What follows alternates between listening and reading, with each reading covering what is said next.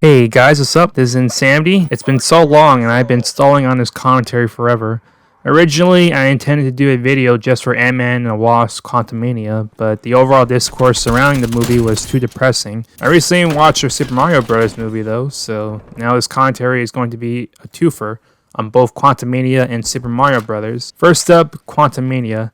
I was interested in this movie due to it being the full appearance of the Multiverse Saga's main villain Kang, and the overall vibe from the trailers and clips seemingly set up Kang to be a good replacement for Thanos. Ant-Man also being put in a more serious tone was pretty intriguing as well. As for the actual movie, to say that it landed with a dud is kind of an understatement.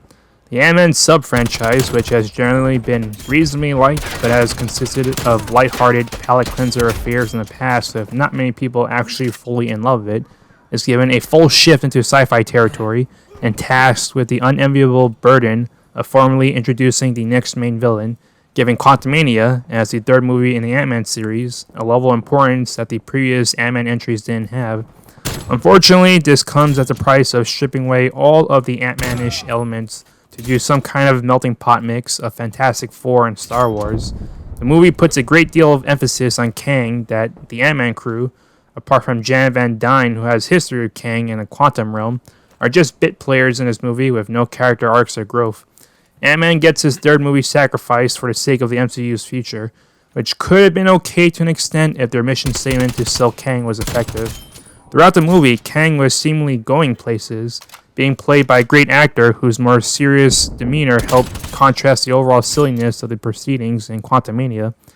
Come the final battle, Kang makes one grave error that I cannot forgive. He also does not get any real wins in the end, and the post-credits scene featuring the Council of Kangs undermined Kang's proper debut by having all these more goofy-sounding versions of him replacing the actual Conqueror version that they were trying to sell in the previous 2 hours in the movie. Sure, Kang's actual threat in the comics is that there are multiple versions of him, and the Conqueror version of Kang in the movie can be argued as not having actually died since he just gets sucked into the temporal machine, so he can come back as a threat in the future as long as we don't actually see the dead body. But in the end, what they actually do with Kang is important, and what they did here was probably not the best way to present your next saga's villain. It feels like Marvel Studios tried to compensate for the fact that Thanos, after being introduced in Avengers 1, ended up doing diddly squat for the next 6 years until Infinity War. All of his appearances either had him disrespected in a way, despite actually or supposedly being a big deal as a villain, or getting jokes that he just sits in a space chair all day long. So they do a proper introduction to Kang, featuring some backstory, set up the next story arc through Loki, and then have the actual version showing up as the main villain in a movie actually doing things. That's not a bad way to distinguish the next saga, but the end result just winds up being misguided overcompensation to push the next Thanos. When Thanos was finally made center of the movie, what he actually ended up doing helped made up for all his previous appearances where he did diddly squat. How he was ultimately used ended up mattering far more, and he got an undeniable victory in a movie where he was front and center as the main villain. The sting of Kang being defeated as the main villain in his first proper MCU appearance would have been less if Kang actually got some kind of victory, even if not an outright heroes lose badly against villain kind of victory like Thanos in Infinity War. At most, you just get Scott Lang having self-doubt about whether Kang is really gone.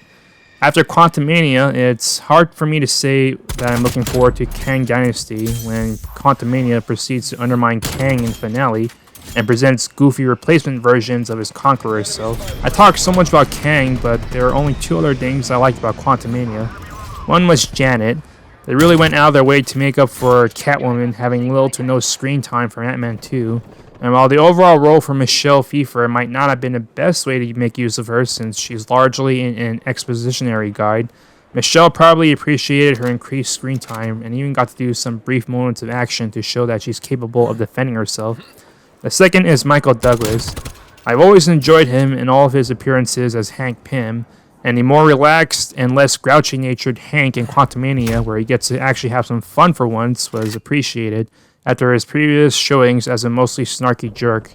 Plus, that scene of him calmly walking forward like a badass while flanked by an army of super ants charging Kang was cool. Other than that, Quantumania is a big yikes. Sacrificing an anime movie to prop up an arc villain who shows promise, only to have it stomped into the ground and ruining the whole point of doing that in the first place. That's a 4 out of 10 for Quantumania. Next up, we have the Super Mario Bros. Movie. I have not read any of the critic reviews, but I can easily understand why this movie would get poor reviews. The Mario games have always focused on gameplay, with story being very minimal. Sure, you get the Mario RPGs, which makes them have to think a little more on the story front, but overall, if you're doing an animated movie adaptation of the Mario games, it's not a shocker to find a bare-bones plot, and that's not going to sit well with most critics.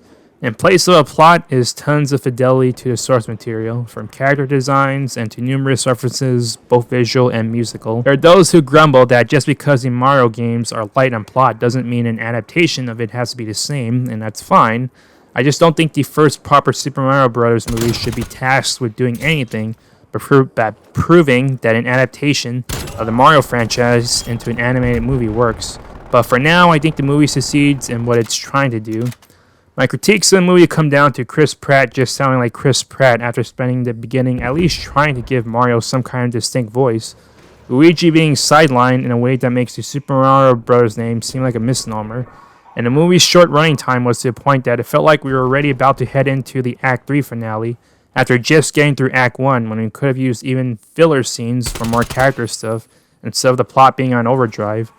That being said, the final battle with Mario and Luigi using the Superstar's powers to steamroll Bowser and his army was an amazing payoff. So for all the faults of the movie, I genuinely enjoyed it. Other than Chris Pratt, I think that despite the notoriety of having celebrity actors voicing the characters as opposed to the voice actors from the games, they did a good job, and no doubt, the one standout you've probably heard constantly is Jack Black as Bowser.